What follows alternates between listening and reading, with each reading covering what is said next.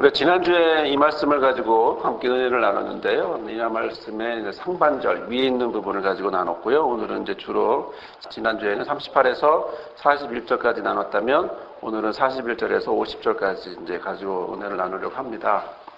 지난주 말씀을 간략 깊게 보면 제자들이 주님의 이름으로 귀신을 쫓아내는 사람을 발견하게 되고, 그리고 그 사람이 자기들을 따르는 사람들이 아니기 때문에 소위 자기 그룹원이 아니다 보니까 그 사람들을 어떻게 하냐면 그렇게 못하도록 막고 금하게 되죠. 그럴 때 주께서 그들에게 말씀하신 것이 가장 큰 건 뭐냐면 그거를 막지 말아라. 왜 막니? 막을 필요 없다. 오히려 우리를 반대하지 않는 사람들은 우리를 위하는 자, 우리를 40절에 지지하는 자야 라고 이야기를 해주셨어요. 그러면서 우리가 함께 나눴던 부분이 뭐냐면 둘 다 주님의 이름으로, 주의 이름으로 행하셨다는 거죠. 그 사람들도 주의 이름으로 행하고, 그리고 예수님도 주님의 이름으로 행하게 되는데, 그런데 앞에 의로라고 하는 말이, 즉 제자와 예수님의 전치사가 달랐어요. 영어로는 in your name, in my name 이건데 주님의 이름으로, 당신의 이름으로, 나의 이름으로 이렇게 되어 있지만 한글말로는, 그러나 헬라어로 보면 제자들이 사용한 말은 뭐냐면 N이라는 말이죠. N. 그리고 예수님이 사용했던 말은 에피라고 하는 말이었어요. 인이라는 말을 제자는 N이라고 사용했고 예수님은 에피라는 말을 사용했는데, 이 N이라고 하는 말이 실제로는 도구를 얘기하는 거예요.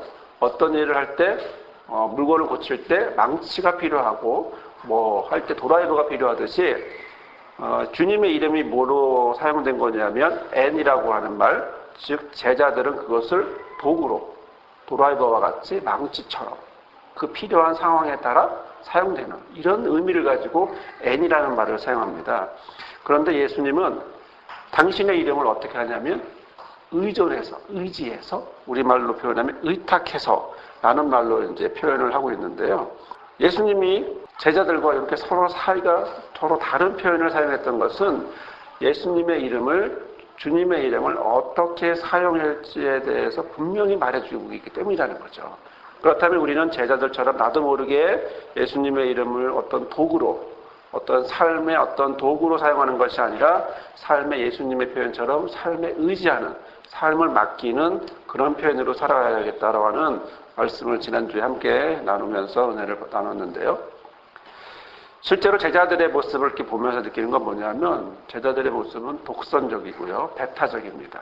내 패거리가 아니면 들어오지 마, 이거거든요. 가장 근본적인 이유는 저들이 그렇게 하면, 저들이 주님의 이름으로 그 귀신을 쫓아내면 현재 상태에서 귀신을 쫓아내지 못하는 그런 권세를 받았지만 행하지 못하는 나는 뭐가 되느냐라고 하는 입지적인 문제 때문에 그 귀신을 쫓아내는 그 사람들을 독선적이고 배타적인 행위로 막고 못하게 만드는 이런 행동을 하게 됐죠. 하지만 예수님은 주님의 이름을 의지하면서 어떻게 하셨냐면 다 품으시는 걸 볼 수가 있습니다. 품으셔요. 제자들은 주님의 이름으로 행하는 자를 배척하는데 예수님은 주님의 이름을 의지하면서 그들을 품는다는 거죠.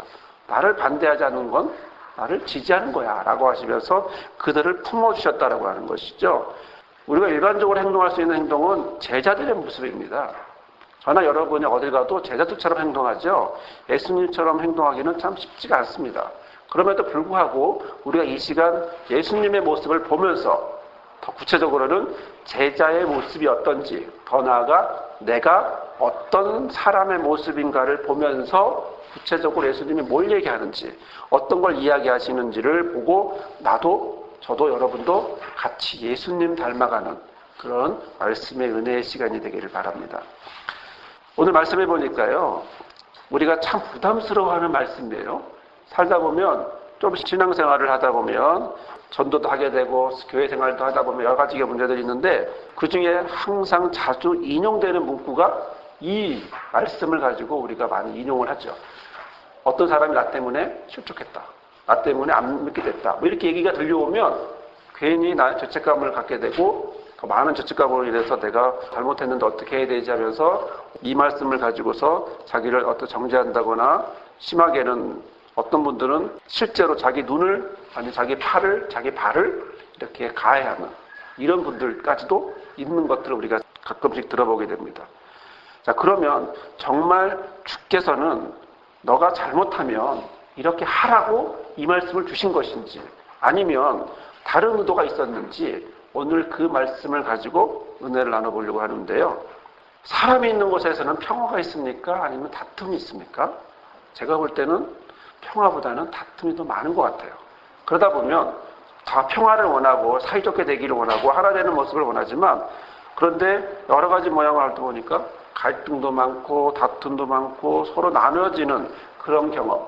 왜 그러냐면 내가 저 사람과 생각과 다르기 때문에 다르다고 하다 보니까 그것이 누가 옳게 됩니까? 달라지면 내가 옳고 상대는 틀려지게 되는 이런 주장을 서로 오고 가게 돼요.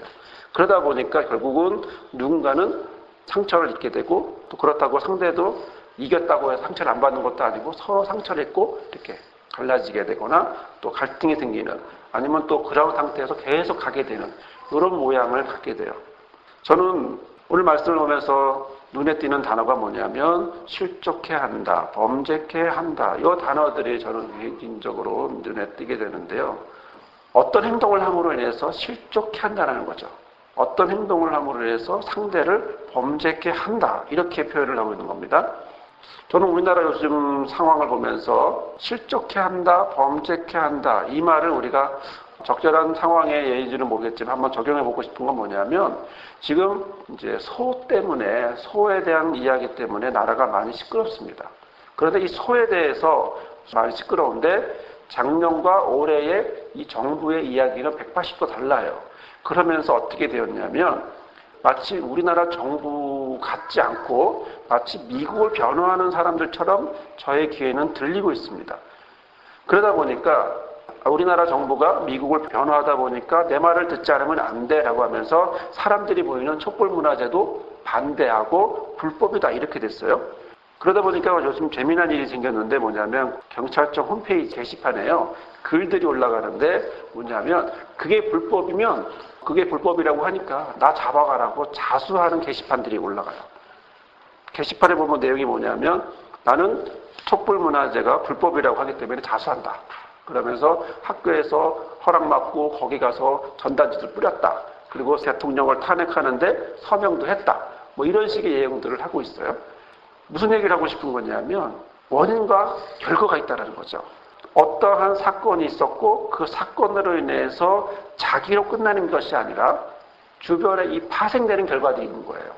내가 하는 이 행동이 나만 끝나면 좋겠지만 이 행동이 그 다음에 어디로 가냐면 주변 사람에게 영향을 미치고 그리고 그 영향을 미친 그것 때문에 그 사람들은 움직일 수밖에 없는 이런 모양이 되는 거죠. 원인과 결과가 있다는 거죠. 누가 누구를 범법자로 만들게 하고 범법자가 되게 하고 이런 과정을 겪게 되는데 오늘 우리의 말씀을 보면서 저는 오늘의 상황과 예수님의 어떤 이 지적되는 부분이 바로 이런 부분에서 맞지 않을까. 이것은 뭐 큰 문제라고 할지라도 작은 일에서도 우리가 생활 속에서도 이럴 때도 나의 어떤 한 행동이 그 결과가 맞게 되는데 예를 들어 아이를 키우게 되면 그 아이에 대해서 저희가 어떤 행동을 하게 됩니다. 그 행동을 하게 될 때 누구의 기준으로 움직이게 됩니까? 그 행동하는 사람의 기준에 따라 생각에 따라 예를 들어 아빠 엄마의 판단에 따라서 아이에게 영향을 주고 움직이게 하죠. 그렇기 때문에 어떠한 행동도 단순히 거기서 끝나는 것이 아니라 결과가 있다는 거예요. 어떠한 행동도 그 한 사람으로 끝나는 것이 아니라 그러한 결과로 인해서 열매가 맺어진다고 하는 얘기입니다. 예를 들어 제자 같은 경우에는 제자들은 귀신을 쫓아내는 사람을 금해요. 왜 그러죠? 제자들은 자기의 입지가 불편해지니까 그 불편한 것을 드러내지 않고 저 잘했지요 라고 하면서 예수님 앞에 말하지만 그러나 그 속마음은 입지에 대한 불편함으로 인해서 배타적이고 독선적인 행동을 때문에 금하게 하는 이런 모습을 하게 됩니다. 42절에 보면요. 또 누구든지 나를 믿는 이 소자 중 하나를 실족해 하면 차라리 연자맷돌을 그 목에 달리우고 바다에 던지는 것이 낫다. 이렇게 말했습니다. 차라리라고 해요. 차라리. 실족해 하면 오히려 연자맷돌을 목에 메고 바다에 던지우라는 거예요. 여러분 이 말은요 굉장히 무서운 얘기예요. 첫 번째로 연자맷돌은요 이게 그냥 단순히 집에서 돌리는 이런 조그만 맷돌이 아니에요. 큰 맷돌이에요. 곡식을 빠는 거고요. 또 이 곡식을 빠는 커다란 맷돌이 가끔 어떨 때 사용되냐 하면 사람을 형벌을 줄 때도 사용해요. 정말 목에다 집어넣고 물에 빠뜨려요. 그래서 역사적으로 보면 로마의 어떤 처형법 중에 하나가 이런 행동을 했는데 갈릴리에서 반란 사건이 있었는데요. 이 반란 사건에 가담한 사람들은 어떻게 했냐면 연자맷돌을 하고 바다에다가 집어넣었어요. 또 그때 또 반대로 반란을 일으켰던 사람 갈릴리 사람들은 헤롯을 지지하는 사람들을 잡아다가 그 사람을 죽이는 방법으로 그렇게 했어요. 그런데 당시에 사람들의 생각은 뭐냐면 물에 빠져 죽으면 바다에 빠져 죽으면 죽음의 세계로 못 간다고 생각했어요. 그렇기 때문에 육지에서 어떤 사형을 당하는 것이 아니라 물에 빠져서 바다에 빠져서 연자맷돌을 목에 감고 물에 빠져 죽으면 장사도 지낼 수 없는 거예요. 왜요? 사람의 영혼이 죽음의 세계로 가는 것이 아니라 그냥 그걸로 끝나고 헤매고 있다고 생각하거든요. 그렇기 때문에 당시의 생각은 뭐냐면 이건 최악의 행동인 거예요. 아주 극한 행동이고 그런 모습으로 나타내는 거죠. 자, 그러면 바로 이런 이유를 왜 예수님은 연자맷돌이라고 하는 이런 극한 얘기를 했을까? 두 번째는 어떤 내용을 하냐면 43절과 그리고 43절, 45절, 47절에 보면 똑같은 이야기가 계속 반복돼서 나오고 있습니다. 신체 부위가 나와요. 손, 발, 눈, 이 세 가지가 나옵니다. 고대 유대인들은요, 이 사람의 어떤 충동에 있어서 가장 발달된 행동을 하는 것이 어디냐고 생각했냐면 이 세 가지였어요. 눈과 손과 발. 그러니까 눈으로 보고 발로 움직이고 손으로 죄를 짓고 이랬기 때문에 다른 여러 가지 신체 기관 중에 유독 손과 발과 눈을 지적했던 것은 그 당시의 사람들의 생각에 가장 죄에 민감한 부분을 얘기한 거예요. 죄에 대해서 짚어주고 있는 것이고 너희들이 하고 있는 그 행동 하나하나의 바로 민감성에 대해서 이야기해주고 있는 것이고 또 사람들은 그 얘기를 들으면서 그냥 평범하게 듣는 게 아니라 자극적으로 듣겠죠. 더 민감하게 듣는 거예요.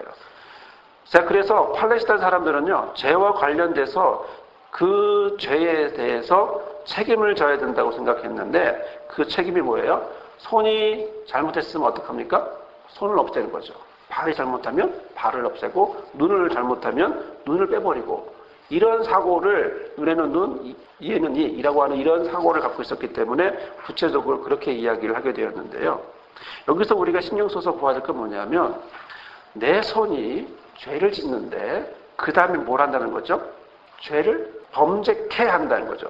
내 손이 너를 어떤 한 행위가 즉 이 손 하나가 누구를 범죄케 해요? 나를.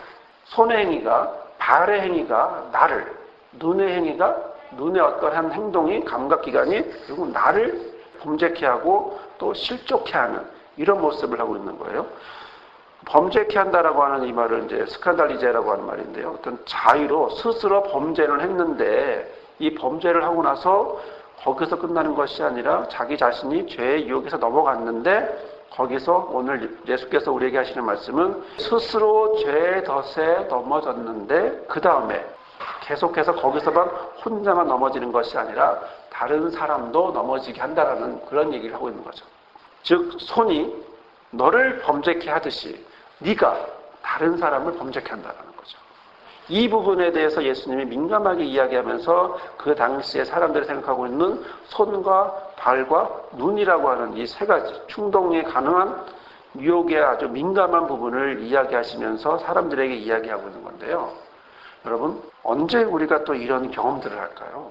언제 우리가 우리의 모습으로 우리가 원하진 않았지만 결과적으로 남들을 죄짓게 할까요? 우리는 나도 모르게 그런 행동을 할 때가 있다는 사실을 우리는 인정할 수밖에 없습니다. 예를 들어 아빠의 생각, 엄마의 생각으로 아이에게 이렇게 해라고 교육의 방침을 갖고 이야기를 하거든요. 그런데 그 교육이 잘못되었을 경우에 그럼 그 아이는 잘못된 모습을 살아가겠죠. 제가 이렇게 회복사역을 하면서 참 안타까운 모습 중에 뭐냐면 부모님이 특히 아빠가 이제 술을 많이 드시는 분들이 많아요. 술을 많이 들면 그러면 그 다음에 아이 자녀들은요 그걸로 사람을 판단하는 기준이 됩니다. 예를 들어 남자가 여자를 만날 때, 여자가 남자를 만날 때 판단 기준이 뭐야 될까요? 사람을 판단할 때, 판단한다는 것은 이제 배우자로 정할 때, 이런 사람은 좋고 저런 사람 이렇게 기준으로 삼을 때, 과연 어떤 것을 가지고 우리가 기준으로 삼아야 될까요? 재미난 사실은요, 부모에게 교육받은 대로 우리는 움직인다는 거예요. 무슨 얘기냐면, 아빠가 술을 많이 드세요. 그러면 내 기준에 내 남편 될 사람은 술을 안 먹어야 되는 거예요. 그럼 그건 술만 안 먹으면 되느냐? 다른 게 안 보이게 되는 거죠. 극단적으로 표현하면. 그러면 술이 기준이 되다 보니까 더 중요한 어떤 이 사람의 인간성이라든가 됨됨이라든가 삶의 과정이라든가 이런 모든 부분들은 별로 신경을 안 쓰게 되고, 그래, 술만 안 먹으면 돼. 왜? 아빠가 술 먹었고 나는 그것 때문에 힘들었어. 그렇기 때문에 술만 안 먹으면 돼. 어머니들이 특히 딸에게 많이 이야기하는 것 중에 이야기를 들어보면, 남편을 선택할 때 그 사람이 어떤 특정한 부분을 갖고 이야기합니다. 그리고 그 특정한 부분을 계속 이야기하다 보면, 어릴 때부터 경험을 하다 보면 그것들이 학습되었는지 나중에 여자분이 남자를 판단할 때 가장 중요시 여기는 부분이 뭔가 보면 옛날에 엄마의 이야기와 비슷한 결과를 얻게 되죠. 무슨 말입니까? 내가 원하지 않았는데 그것이 원하지 않았음에도 불구하고 어느 순간 나는 거기에 끌려가게 된다는 거죠. 나는 옳은 걸 얘기했어요. 나는 옳은 걸 얘기했지만 그러나 실제로 그게 그 사람에게 옳으냐 그르냐의 문제는 전혀 다른 문제거든요. 그래서 그러다 보니까 어떤 기준이 세워지는 그것은 결국 다른 엉뚱한 모양을 하게 되는데, 여기서 민감한 부분을 하나 더 짚고 보면 뭐냐면 이 지옥이라는 단어가 나와요. 43절에 보면 내 손이 너를 범죄케 하거든 찍어버리라. 불구자로 영생에 들어가는 것이 내 두 손을 가지고 지옥에 꺼지지 않는 불에 들어가는 것보다 낫다, 이렇게 얘기합니다. 지옥, 여러분 하면 지옥 꺼지지 않는 불 하면 무슨 생각이 나죠? 떠오르는 이미지가 뭐죠? 저는 지옥 떠오르는 이미지는 뭐냐면 옛날 텔레비전에서 봤던 전설의 고향 이런 이미지예요. 무슨 이미지죠? 한국적인 이미지죠. 성경을 보면서 우리는 지옥하면 내가 생각했던 전설의 고향을 생각하고 거기서 불타는 듯한 모습을 생각하면서 그걸 생각하고 그걸 이미지한다는 거예요. 그러나 정말 예수님이 말했던 지옥은 뭐냐라는 거죠. 정말 우리가 생각했던 그런 지옥이냐, 아니면 성경에서 말하고 예수님이 말했던, 예수님이 알고 있던 그 지옥을 뭐라고 하냐라고 했을 때, 이것은 히브리 말로요, 개흰놈이라는 말인데요. 개흰놈이라는 말을 이게 헬라어로 넘어오면서 겟난이라고 하는 말로 바뀌었어요. 이게 흰놈의 아들 골짜기 들어보셨나요?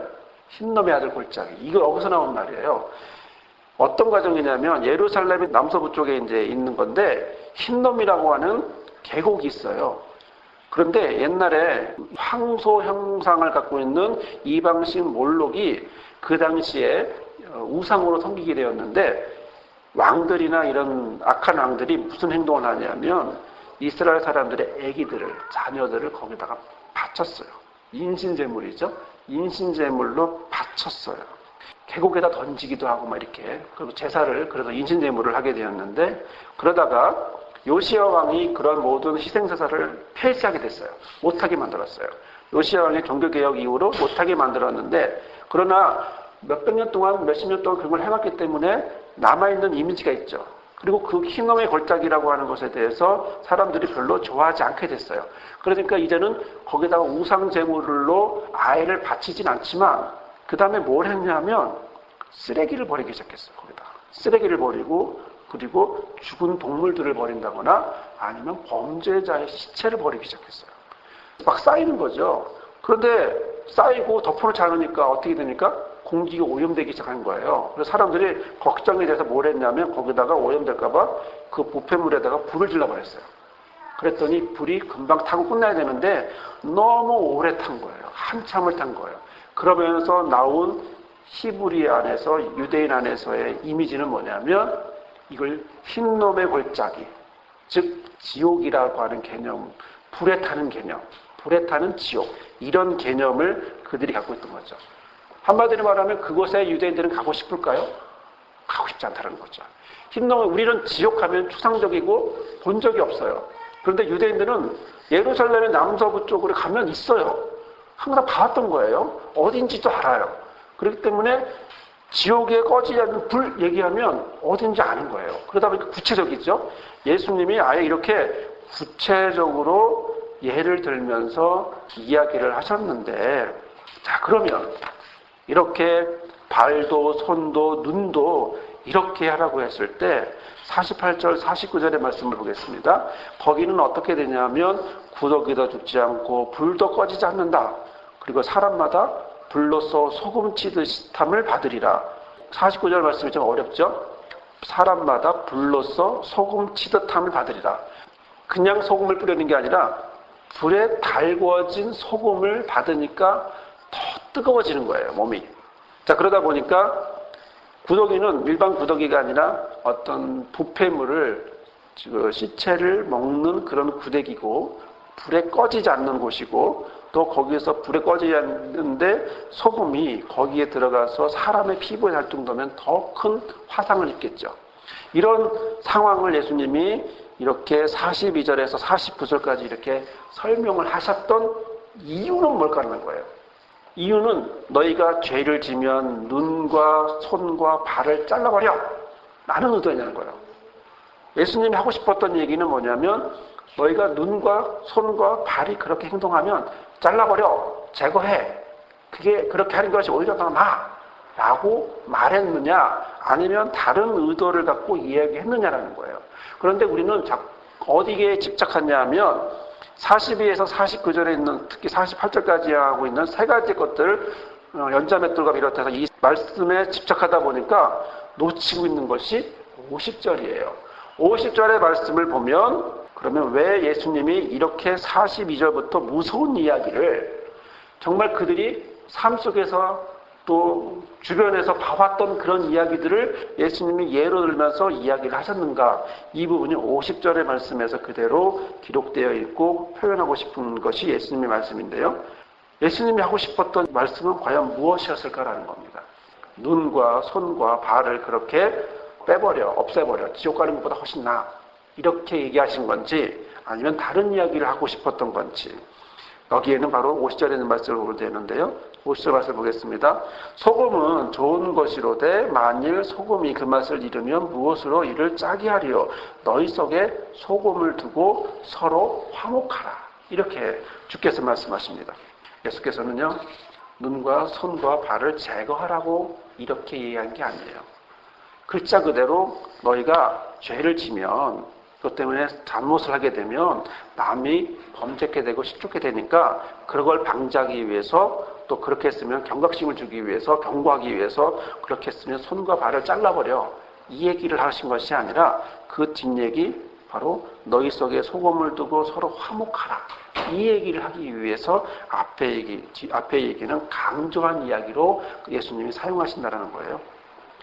우리가 38절에서부터 41절까지 말씀을 우리가 지난주에 봤는데요. 거기에는 제자들의 모습과 예수님의 표현이 너무나 다르다는 걸 볼 수 있습니다.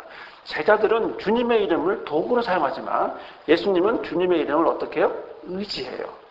그렇다면 제자들이 도구로 사용하고 그리고 배타적이고 독선적인 행동을 하는 것은 누구의 모습일까요? 그것은 인간적인 모습이라는 거죠.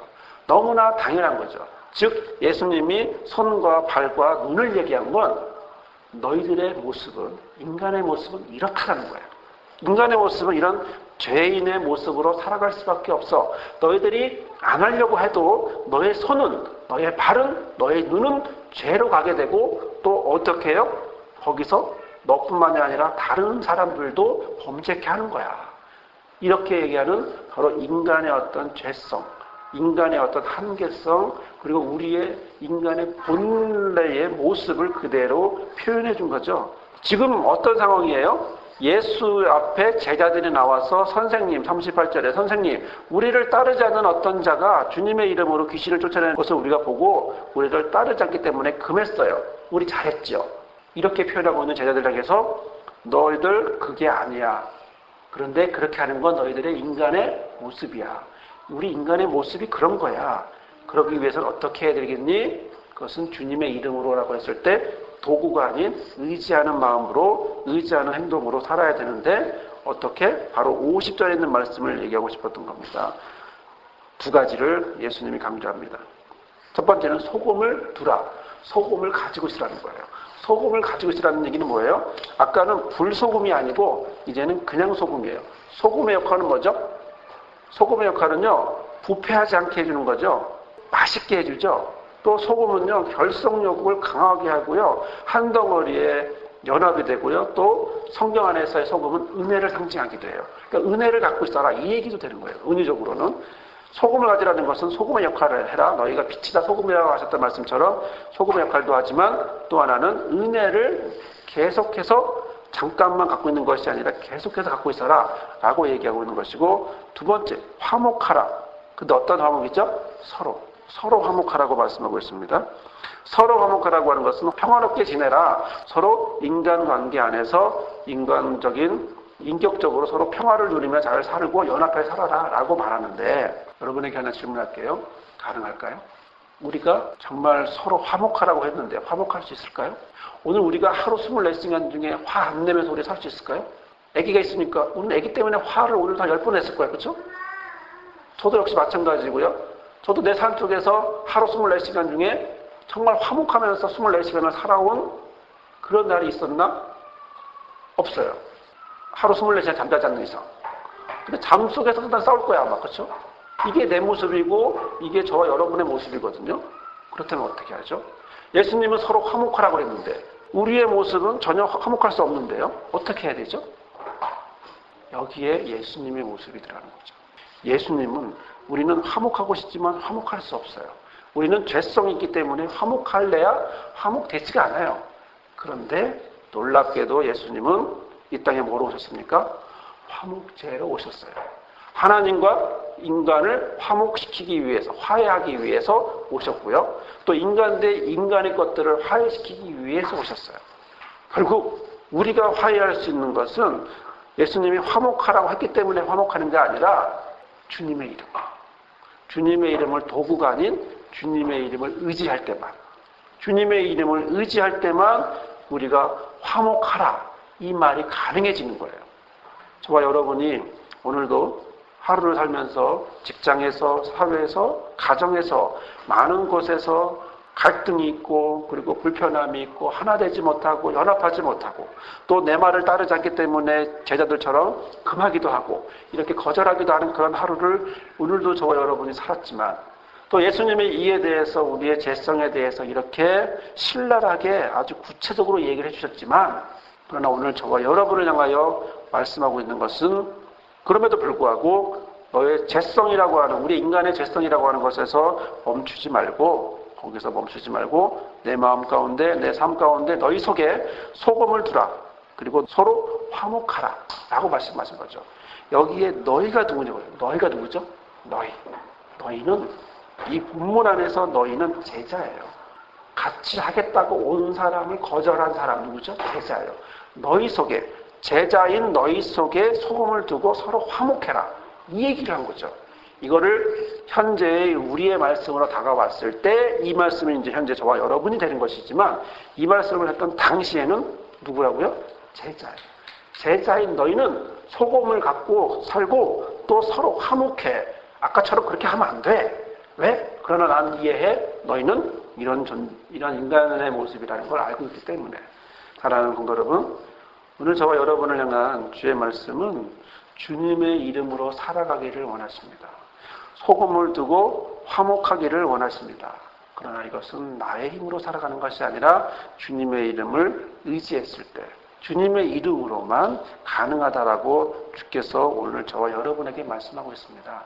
이 말씀이 저와 여러분의 삶 가운데 충만하셔서 오늘 이 순간도 또 가정에서도, 직장에서도, 지역에서도, 교회에서도, 어느 곳에서도 그래, 내가 소금을 가져야지, 내가 소금의 역할을 해야지, 내가 서로 화목해야지. 그러나 그리스도 안에서, 그리스도의 이름을 의지해서 이렇게 해야지 하는 그런 결정과 그런 믿음의 고백이, 그리고 행함이 저와 여러분에게 충만하시기를 주님의 이름으로 부탁을 드립니다. 기도하겠습니다. 주님, 우리 안에 주님의 은혜를 주시니 감사합니다. 우리의 모습을 보면 제자들의 모습입니다. 나의 모습을 보면 제자들의 모습처럼 하나 되지 못하고 그리고 내 마음대로 상대를 판단하기도 하고 내 마음대로 정죄하기도 합니다. 또 같이 원하지 않아서 그들을 멀리할 때도 있습니다. 그러나 주께서 이것이 우리의 모습임을 인정하시고 우리에게 다가오셔서 주님의 이름으로 주님의 이름을 의지해서 같이 지나라고 말씀하시오니 주님 오늘 우리의 모습이 우리 한 사람 한 사람의 모습이 예수님이 하셨던 서로 화목하라고 하는 이런 말씀이 주님의 이름을 의지하여 행하여 줄 수 있도록 도와주옵소서. 주께서 우리를 도와주시기를 원하며 예수님의 이름으로 기도드립니다. 아멘.